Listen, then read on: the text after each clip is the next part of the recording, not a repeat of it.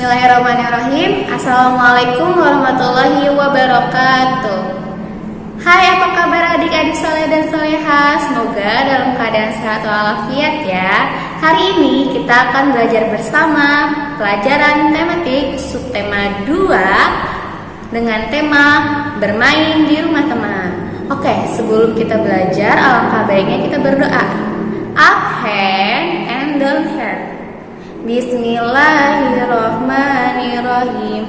Rabbi zidni ilman nafi'ah warzuqni fahman. Ya Allah, please give me your blessing of knowledge and understanding. Amin. Hari ini kita akan belajar tentang kalimat rumpang. Apa sih kalimat rumpang itu? Yuk kita belajar sekarang. Siapkan dulu ya buku tematiknya. Pengertian kalimat rumpang itu sendiri adalah susunan kata yang tidak lengkap atau ada kata yang kurang dari kalimat itu sendiri. Oke adik-adik, sekarang Miss Dea akan memberikan contoh dari kalimat rumpang itu sendiri.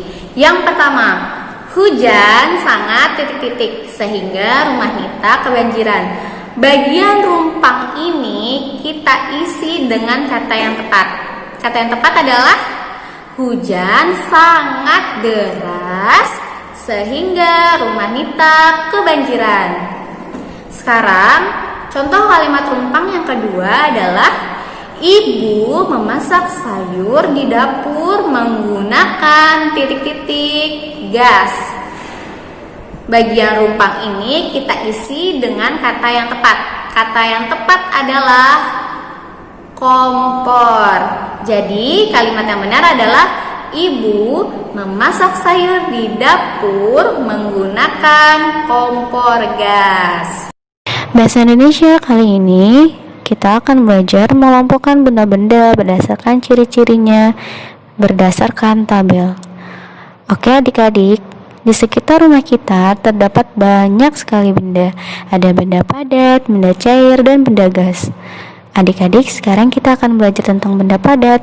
Coba sekarang adik-adik perhatikan apa saja benda padat yang ada di sekeliling kalian. Dicek dulu yuk di rumah ada benda padat apa saja ya. Adik, sekarang kita akan belajar tentang benda padat, benda cair, dan benda gas.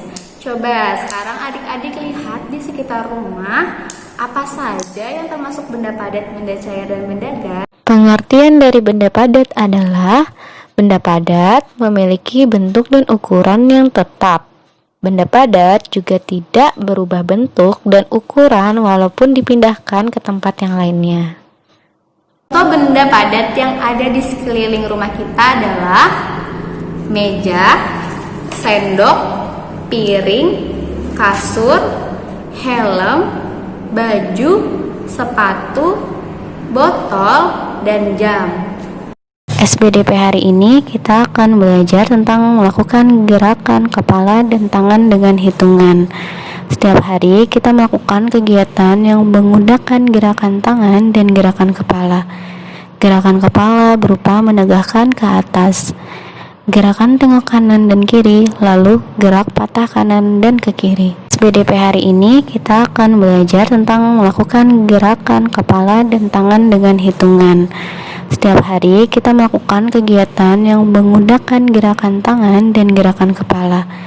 Gerakan kepala berupa menegakkan ke atas, gerakan tengok kanan dan kiri, lalu gerak patah kanan dan ke kiri. Selanjutnya, gerakan tangan berupa mengayunkan tangan ke atas dan ke bawah. Gerakan tersebut dilakukan dalam hitungan. Adik-adik pasti setiap harinya melakukan gerakan kepala dan tangan seperti mengerjakan tugas di rumah menggunakan tangan dan kepala. Selanjutnya kita akan belajar materi PPKN. Adik-adik, kalian pasti pernah bermain ke rumah teman kan? Permainan apa saja yang kalian sukai? Apakah ada aturan yang kalian buat saat bermain bersama? Nah, sekarang Miss Dea akan memberi tahu aturan-aturan saat bermain di rumah teman. Yuk kita belajar bersama-sama. Dimanapun kita berada, kita harus selalu mematuhi aturan. Permainan yang akan berlangsung tertib jika kalian mematuhi peraturan. Sekarang Miss Dea akan memberitahu contoh peraturan ketika bermain di rumah teman. Yang pertama, masuk rumah mengucapkan salam. Kedua, meminta izin sebelum meminjam mainan. Ketiga, tidak curang saat bermain. Keempat, merapikan mainan jika sudah selesai bermain. Terakhir, tidak main hingga larut malam. Saat bermain di rumah teman, sebaiknya kita tahu waktu kapan kita harus pulang. Saat adik-adik bermain di rumah teman, sebaiknya adik-adik mematuhi aturan yang ada di rumah teman ya. Dan jangan pulang larut malam.